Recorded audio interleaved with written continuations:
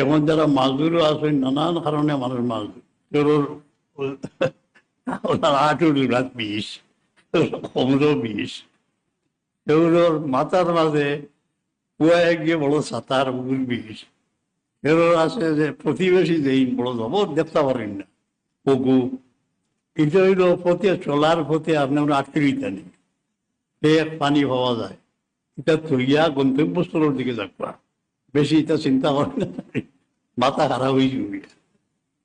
এখন প্রতিবেশীর যে সাতানি একটা খালি আপনার বাজু আপনি দেখুন, আপনি যে 3 বার ফরমাইছেন ওয়াল্লাহি লা ইউমিন, খোদার কসম প্রকৃত মুমিন নাই, কাফির হইতো না।